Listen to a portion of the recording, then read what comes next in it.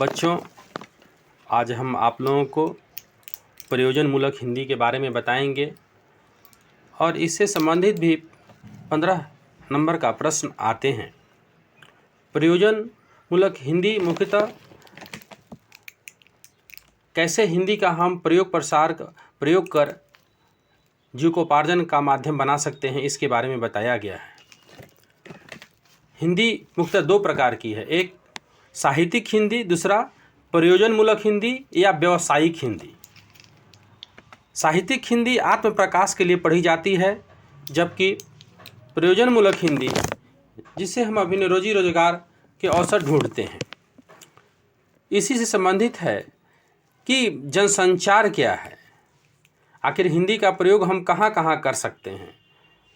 तो जनसंचार एक पहला इसका माध्यम है और संचार जो है मनुष्य के स्वभाव का अभिन्न अंग है।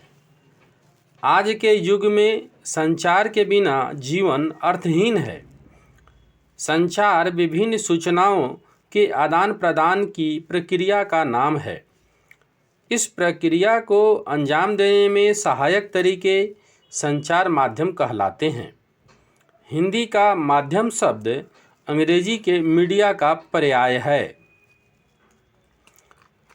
संचार के विविध रूप हैं: सांकेतिक संचार, अंतर्वैयक्तिक संचार, सामूहिक संचार और जनसंचार। मुख्यतः जनसंचार के दो माध्यम हैं, पहला इलेक्ट्रॉनिक माध्यम, दूसरा प्रिंट माध्यम। जनसंचार के विभिन्न कार्य हैं, जैसे सूचना देना, मनोरंजन करना, शिक्षित करना, विचार विमर्श के लिए मंच देना, निगरानी करना और एजेंडा तैयार करना। और इसी से संबंधित है कि हम कैसे इसको प्रयोग करते हैं। मुख्यतः प्रयोजनमूलक हिंदी का प्रयोग हम फीचर फिल्म लेखन में भी करते हैं, आलेख में भी करते हैं। आलेख कैसे किया जाता है, लिखा जाता है, प्लस दूसरा फीचर फिल्म कैसे लिखी जाती है, इसका भी हम इस क्षेत्र में प्रयोग करते हैं।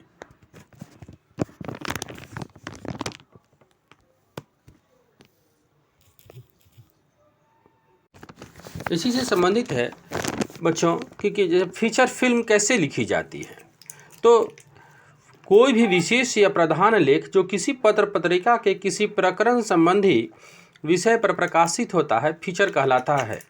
फीचर वह पत्रकारीय रचना है जिसके माध्यम से लेखक पाठक को अनुभव और अपने से भिन्न व्यापक जनसमूह की भावना का साक्षात्कार कराता है, अस्थायी रंग और गद्य की झलक दिखाता है और जिन अनुभूतियों से उसने आत्मसात किया है उन्हें वह सघनता के साथ अनुभव कराता है। इसी से है संबंधित प्रश्न दूसरा है बच्चों कि संपादकीय से आप क्या समझते हैं या इसका क्या तात्पर्य है। संपादक द्वारा जो लेख समसामयिक घटनाओं और समग्र जन चिंताओं को ध्यान में रखकर लिखा जाता है उसे संपादकीय माना जाता है। संपादकीय समाचार पत्र की आत्मा होता है क्योंकि इससे समाचार पत्र का व्यक्तित्व प्रतिबिंबित होता है। अगला प्रश्न है बच्चों कि रिपोर्ट से क्या तात्पर्य है। रिपोर्ट का अर्थ एक विवरण या वक्तव्य जो कि राय, स्थिति आदि का वर्णन करना है और जो निरीक्षण तथा जांच का परिणाम होता है। रिपोर्ट किसी भाषण, बैठक तथा किसी सभा, सम्मेलन, खेल, घटना, सांस्कृतिक कार्यक्रम आदि पर लिखी जाती हैं। बच्चों, इससे और अगला प्रश्न है रिपोर्ट और रिपोर्टाज में क्या अंतर है। रिपोर्ट में सुषुप्तता होती है, रिपोर्टाज में नहीं। रिपोर्ट में कथा तत्व नहीं होता जबकि रिपोर्टाज में होता है। रिपोर्ट का महत्व सामयिक है, रिपोर्टाज का शाश्वत।